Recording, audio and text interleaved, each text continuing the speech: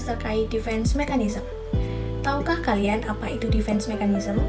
Defense mechanism merupakan cara-cara dari alam bawah sadar yang digunakan seseorang untuk melindungi diri dari perasaan cemas, stres, atau konflik emosional. Mekanisme ini membantu seseorang untuk mengatasi stres atau perasaan negatif dengan cara yang seringkali tidak disadari. Jenis-jenis defense mechanism. Defense mechanism memiliki 8 jenis sebagai berikut. Yang pertama, represi. Kedua, reaction information. Ketiga, regresi. Keempat, displacement. Kelima, proyeksi. Keenam, sublimasi. Ketujuh, rasionalisasi. Dan yang terakhir, denial. Pertama, kita membahas represi. Represi merupakan mekanisme pertahanan mental di mana seseorang menekan atau menahan pikiran, perasaan, atau ingatan yang menyakitkan dan tidak diinginkan. Contoh represi yang biasa kita temui di lingkungan sekitar yaitu ketika seorang anak yang harus menekan rasa bencinya terhadap ibu karena ibunya selalu memarahinya. Beda, kamu tadi gimana sih? Kan ibu udah minta tolong buat angkat jemuran di sana. Sekarang kalau hujan gimana basah? Terus juga tadi ibu minta tolong buat angkat cuci piring kan? Tapi kenapa kok masih ada cuci piringnya? Gitu aja nggak becus. Gimana sih kamu Belinda? Gimana sih ibu? Namanya juga aku lupa ini nggak ngangkatin jemuran. Gitu kok marah-marah ya. Tapi dia ibuku sih ya. Kedua, reaction information. Reaction information merupakan tingkah laku seseorang yang bertolak belakang dari yang sebenarnya dirasakan atau yang dipikirkan.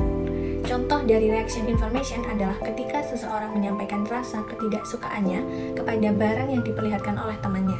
Namun sebenarnya di dalam hatinya ia sangat menginginkan benda tersebut. Lihat guys, aku kemarin habis dapatkan ini dari aku nih waktu aku ulang tahun. Bagus kan? Bagus banget ini. Dia tuh lucu gitu loh. Coba lihat.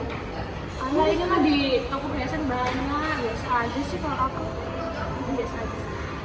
Tapi effortnya tuh ada banget loh dibeliin ini. Tapi banyak. Biasa aja sih. Enggak, dia kan nanti berpikir mau ngasih aku apa nih kan? Ya terserah sih. Ketiga, regresi. Regresi merupakan mekanisme pertahanan di mana seseorang kembali ke tahap perkembangan sebelumnya sebagai respons terhadap stres atau tekanan emosional. Hal tersebut merupakan cara untuk menghindari atau mengatasi kecemasan dengan cara melarikan diri ke tahap yang lebih nyaman. Contoh dari regresi adalah ketika seseorang menangis kepada ibunya tidak mau melanjutkan berkuliah karena mendapatkan nilai yang jelek.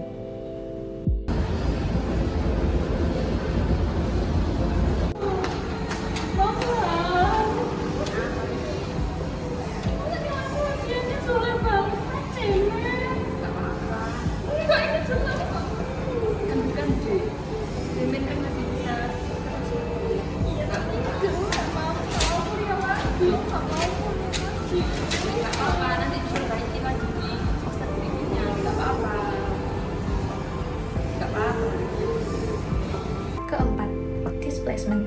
Displacement merupakan mekanisme ketika seseorang mengalihkan perasaan marah atau frustasi dari orang atau situasi yang sebenarnya dan menyalurkannya ke orang lain atau benda lain. Contoh dari displacement adalah ketika seseorang memarahi orang lain karena masalah pribadinya.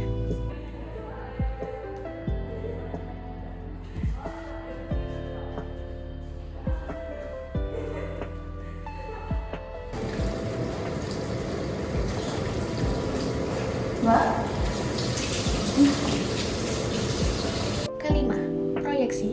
Proyeksi merupakan mekanisme pertahanan di mana seseorang menyalahkan atau menganggap orang lain memiliki perasaan, pikiran, atau sifat yang sebenarnya ada dalam dirinya sendiri. Contoh dari proyeksi adalah ketika seorang atasan menyalahkan bawahannya dengan alasan pekerjaan yang dilakukan oleh bawahannya tersebut kurang maksimal. Padahal, job desk tersebut seharusnya menjadi pekerjaan yang seharusnya tidak dilakukan oleh atasan tersebut.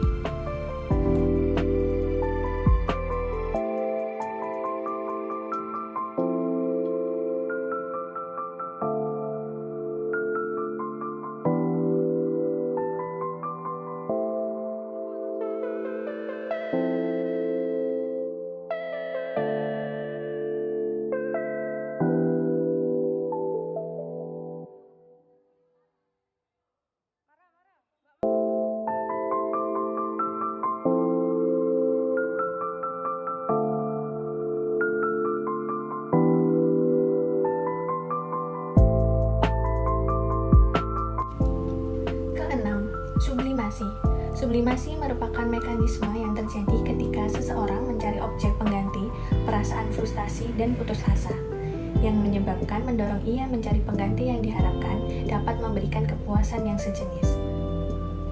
Contoh dari sublimasi adalah ketika seseorang tidak memiliki tempat untuk bercerita, sehingga ia melampiaskannya dengan menganggap tanaman adalah temannya untuk bercerita.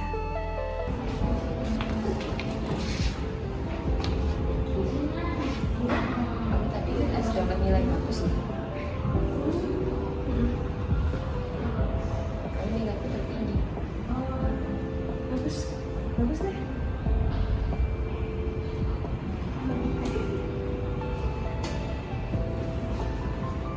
Nggak ada apa yang mau dibicarakan. Selamat ya. Kamu ada sih, keren.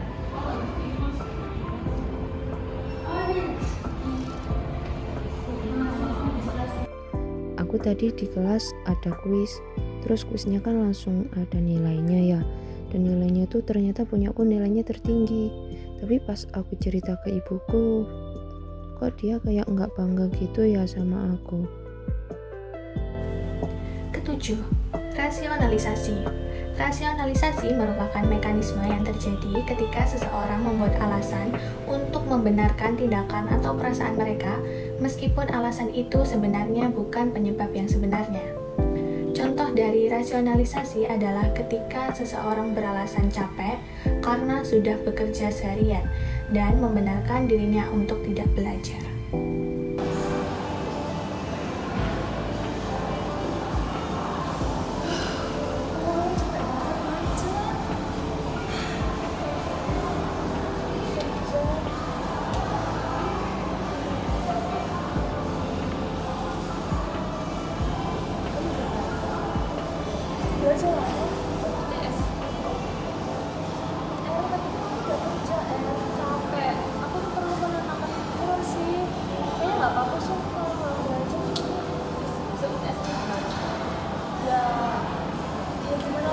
Juga udah kerja, capek. Aku udah otakku udah gak bisa kalau belajar.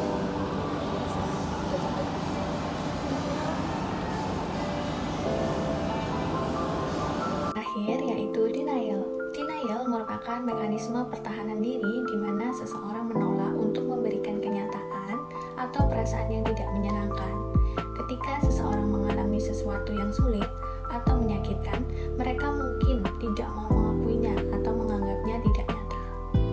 Contoh dari denial adalah ketika seorang tidak bisa menerima bahwa neneknya telah meninggal dunia dan beranggapan bahwa neneknya masih ada. Kan jangan lupa datang ya ke bukber di rumah aku, kan nenek aku yang masakin. Nenekku masaknya yang enak. Besok. Ya, oke. Besok kita datang ya. Iya, aku balik dulu ya.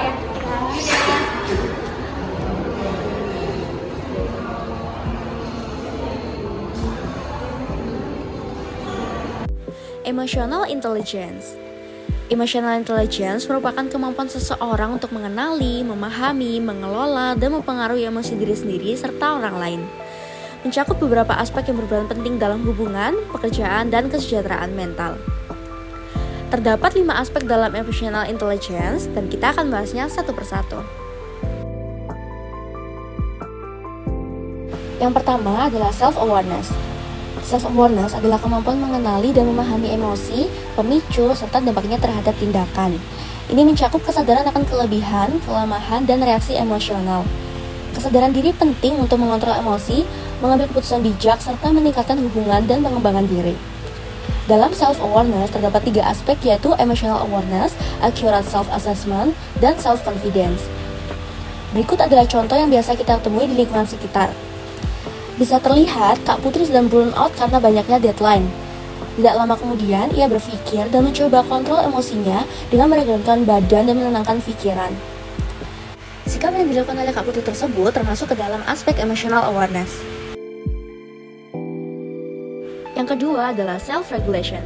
Self-regulation merupakan kemampuan mengendalikan emosi, pikiran, dan tindakan agar tetap tenang, fleksibel, dan responsif dalam berbagai situasi. Ini mencakup mengelola stres, menahan impuls negatif, serta beradaptasi dengan perubahan secara positif. Di video berikut ini memperlihatkan bagaimana seseorang mengontrol emosinya sendiri. Terlihat Putri sedang ingin membeli laptop karena ingin mengikuti tren gadget terbaru, tapi dia bisa menahannya dan mencoba berpikir jika itu belum terlalu diperlukan. Yang ketiga adalah motivation. Motivation adalah dorongan internal yang membuat seseorang berusaha mencapai tujuan. Ini bisa berasal dari dalam diri sendiri seperti keinginan untuk berkembang atau dari faktor eksternal seperti penghargaan atau pengakuan. Motivasi bisa membantu seseorang tetap bersemangat, disiplin, dan bertahan dalam menghadapi tantangan. Video ini terlihat Ella yang sedang menonton video produktif. Lalu akhirnya berinisiatif mengikuti kegiatan tersebut dengan mulai membuat to-do list untuk keseharian hidup sehatnya. Perilaku yang dicontohkan oleh Ella adalah aspek inisiatif karena kemampuan untuk mengambil tindakan proaktif tanpa harus diperintah atau dipaksa. Lalu yang keempat adalah empati. Empati adalah kemampuan memahami, merasakan, dan berbagi emosi atau perspektif orang lain. Empati membantu membangun hubungan yang lebih baik, meningkatkan komunikasi, serta mendorong sikap peduli dan pengertian terhadap perasaan orang lain. Dalam percakapan tersebut, menunjukkan rasa empati dengan memahami masalah orang lain. Tindakan yang dilakukan Ella merupakan understanding others karena bisa mengenali dan memahami perasaan, kebutuhan, serta perspektif orang lain.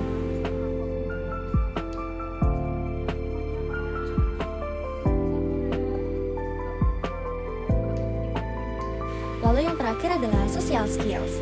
Social skills adalah kemampuan berinteraksi dengan orang lain secara efektif, termasuk berkomunikasi, bekerja sama, bernegosiasi, dan membangun hubungan yang baik. Keterampilan ini penting loh dalam kehidupan pribadi maupun profesional, yaitu untuk menciptakan hubungan yang harmonis dan produktif. Ketika Ella dan Echa sedang berjalan, mereka mendapati Amel yang sedang sendirian dan mungkin merasa tidak memiliki teman. Echa dan Ella pun mengajak Amel untuk ikut bersama mereka agar dia tidak merasa sendirian lagi.